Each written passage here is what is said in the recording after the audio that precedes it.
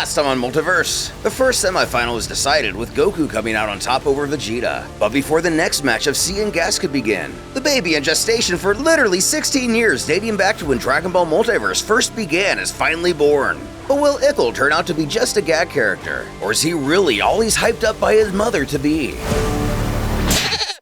In the apartments of Universe 15, baby Ickle cries out, but he's finally made it to the tournament. The Vargas, figuring he's hungry, know just the thing to feed the little fella. But just how is this baby supposed to fight? And since he's technically long been disqualified, what's the point of all this? When the infant utters up a rejection to being fed worms. No, pod pass, thank you. Unhand me. Doing so.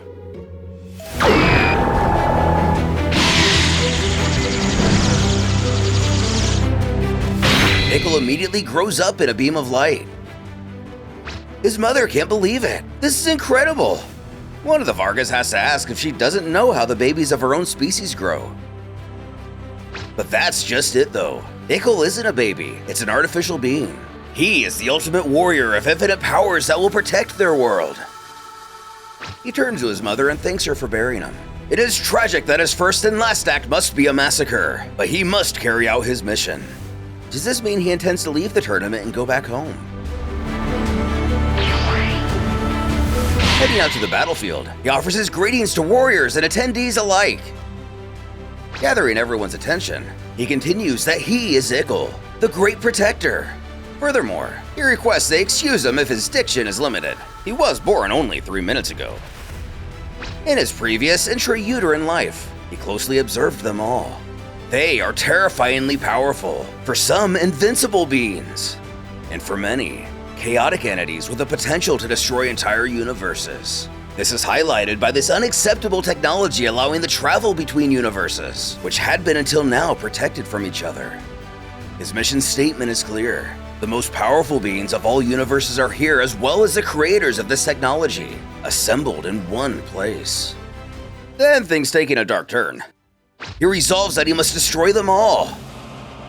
Vegito, happy just to get another chance at a fight here, smirks that he can try, prompting Ickle to bid him farewell. With a clap of the hands followed by a spine-chilling whirl, time appears to stand still.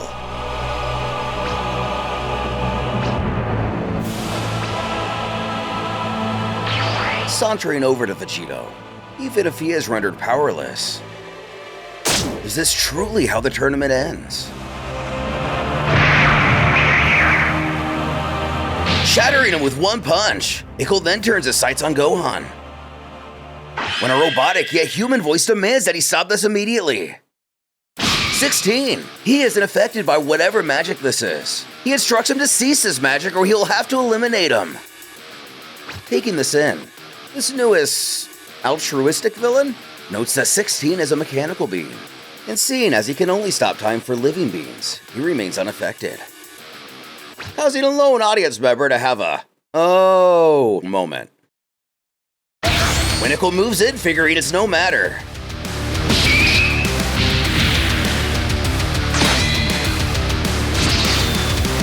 Knocking him to the ground, 16 jumps back up, but with Ickle now rushing towards him, 16 he believes he's strong enough to defeat.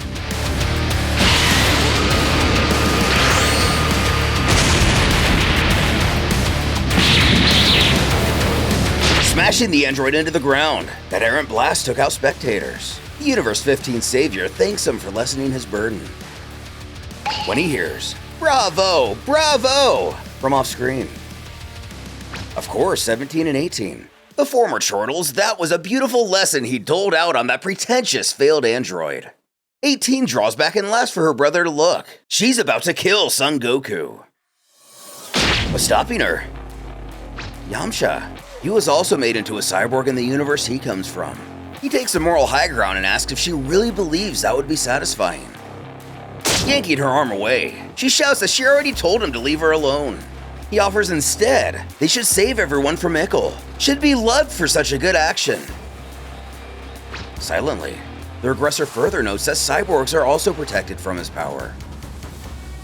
Yamcha optimistically wants to propose a deal. If they beat this guy together, he will stop bothering her. He promises. This entire time, Yamcha has dedicated his time here to trying to sway 17 and 18, mostly 18, to the side of good. At one time, he himself was brainwashed after being turned into a cyborg, but he was able to regain his consciousness and original personality. He believes the same can become of these two. 18 turns to her brother and queries if they should take him up on this. And chipping off a piece of Prince Vegeta's hair, he's just meh on the matter. Provoking him, the Wolf Bandit rolls his eyes that 17 can stay back. Given that he wasn't mysteriously repaired, he'd understand if he doesn't want to face anyone stronger than a human. This refers to Yamcha previously pointing out to the duo that their artificial parts have deteriorated after going so long without maintenance. He also pointed out to him that their infinite energy gimmick was nonsense, as the concept is simply impossible. This comment annoys 17 as he narrows his eyes and scowls. You'll see!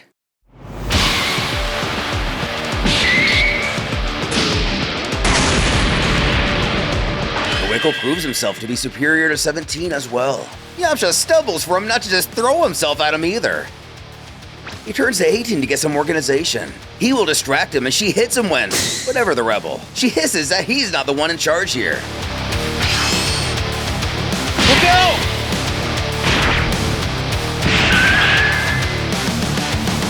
With at least Yamcha showing some promise and being able to handle this guy, he goes to help 18 up, pleading that they need to coordinate.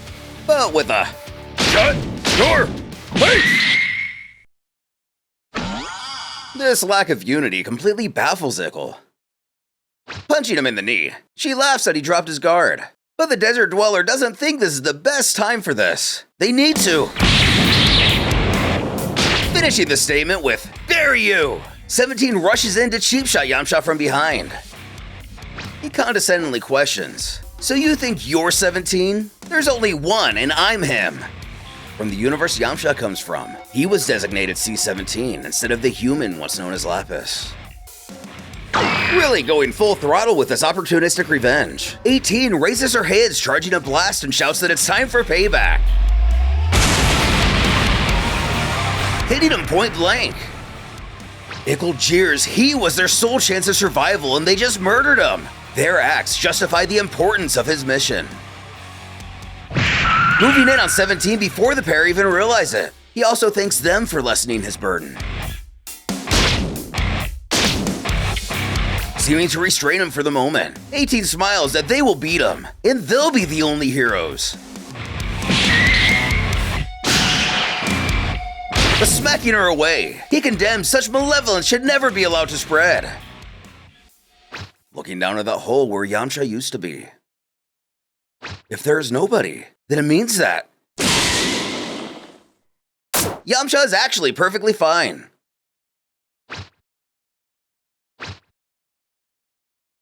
The same can't be said about the only other warriors able to fight. Ickle snarls that only he remains. His victory is at hand. Regaining his footing, the cyborg is actually happy. Now we won't have to worry about them. He'll be able to fight him at 100%.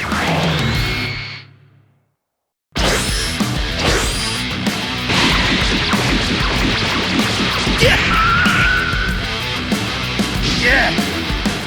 Yeah!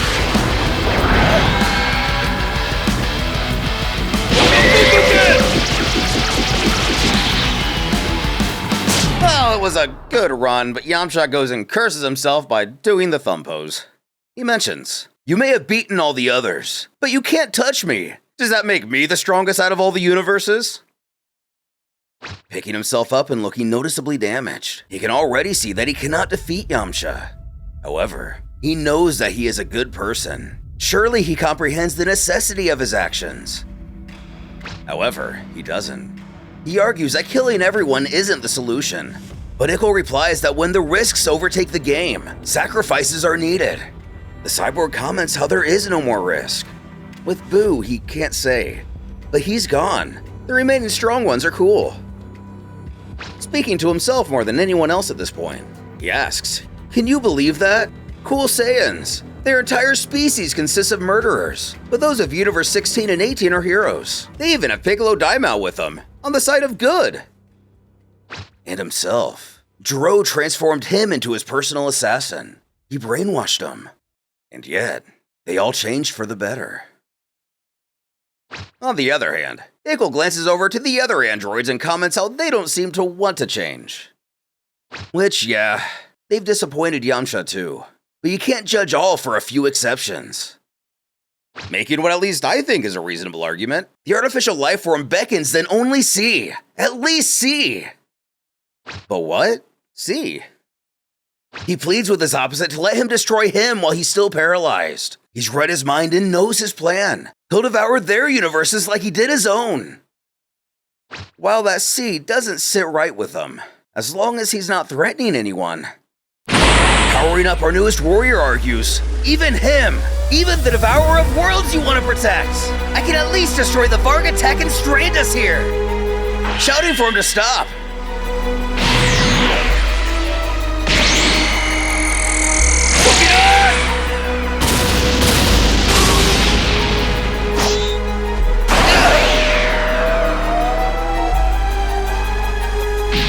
Delivering what is likely a fatal blow if Ickle can't regenerate.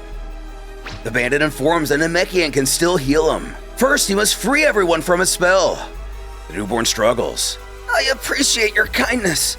You don't want to kill me. But reaching towards the sky, he mumbles that this is his last shot. Seeing this, Yamcha again demands him to stop. If he fires, then he will kill him. With a smirk, Ickle knows he might kill him. It's a chance he'll have to take. No!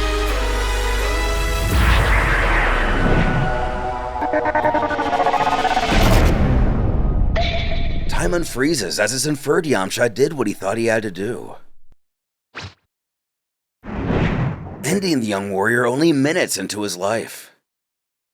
But with Vegito quickly bleeding out, he calls for the Namekians to help. But if you saw how serious his injuries were before, they're likely going to need a lot more than healing to fix them. The fabled Ickle coming and going in the blink of a chapter. Will Yamcha be proven wrong not to allow him to do away with C? As the second semifinal is slated to begin, will this encounter do anything to delay its commencement?